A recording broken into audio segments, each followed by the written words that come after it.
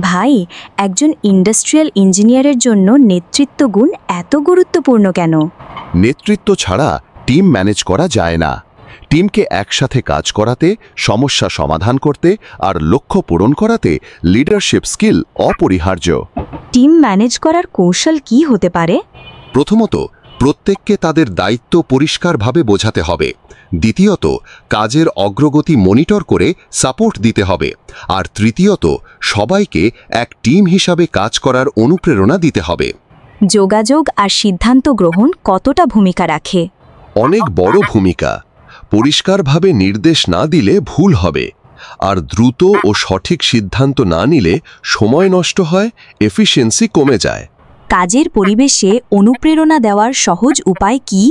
ছোট ছোট সাফল্যে প্রশংসা করা, সহকর্মীদের সম্মান দেওয়া আর সমস্যা হলে পাশে দাঁড়ানো, এই জিনিসগুলো টিমকে অনুপ্রেরিত রাখে।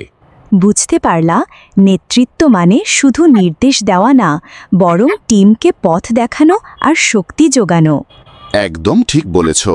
এটাই একজন দক্ষ ইন্ডাস্ট্রিয়াল ইঞ্জিনিয়ারের আসল শক্তি।